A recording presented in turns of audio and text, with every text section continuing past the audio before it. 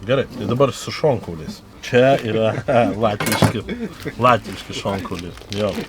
Labai įdomu ir keista, kodėl, tikrai pas mus, bet mes didelius kiekius perkam jų, bet vis tiek negeba niekas niekada mums parūpinti šonkaulių. Tai aš daugiau žinau apie jautieną negu apie kiaulieną, nes kiauliena iš esmės, šiek tiek paprastesnė yra kaip mėsa. Dabar jau ją brandinti bando, bet aš nelabai tikiu kiaulienos brandinimu, nes brandinimas tai yra, kiaulė valgo tiek visko, kas, netinka iš esmės brandinimui. Tai mes matot, renkamės storesnius, su jais yra daug paprasčiau ir lengviau ir juos galima daug paprasčiau skanesnius išsikepti. Tai ir žaidimo šiek tiek mažiau yra.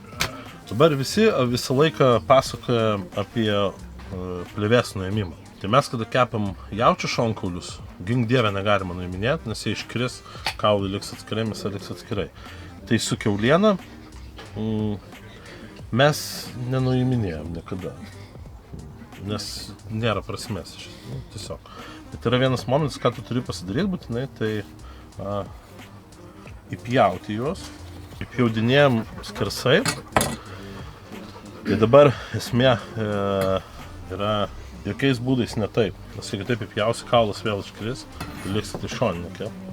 Tai mes visada įpjaunam šitaip ir tada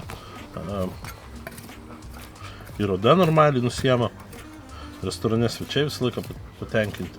Svarbiausia tą pačią pirmąją logiką suprasti, kiek reikia cukrus, kiek reikia druskos ir toliau jau skonis pats reguliuojas. Tai svarbus momentas dėl kepimo yra, pirmas kepimas yra ant kaulo, tik ant kaulo dėti. Ir 120 laipsnių ir palikti, gali nebevartyti daugiau. Nes tikslas yra kaulą sušildyti. Dabar visi visą laiką kalba apie kokie yra tie teisingi šonkauliai. Ar turi plyšti, ar ten neplyšti. Tai nėra tų teisingų. Tiesiog mes turbūt pripratę esam ir norim kuo mažiau kramtyti. Bet labai svarbu, kad jie nebūtų per minkšti, nes tada plėšita mėsa pasidarys ir nebėra. Nei pakeičia konsistenciją. Šonkaulis turi būti šiek tiek turėti tokio pakramtimo. Tai jis tada normalus šonk. Bet jeigu išsitraukia visiškai taip pat, imi ir kaulas čia plėšita mėsa, tai aš asmeniškai nelabai mėgstu. Man patinka, nes yra labai lengva padaryti į minkštą ir plėšitą, bet yra labai sudėtinga padaryti skanų, kad jisai dar išlaikytų savo tekstūrą. Tai čia daug kas, kur sako, kad ten kieti arba nekrito nuo kaulo, tai jie turėtų rinkti tada plėšitą mėsą. Nešonku. Ir sakau, su folija irgi aš nerekomenduoju vynioti foliją. Pabandyti tiesiog nevyniojantį foliją išsikepti.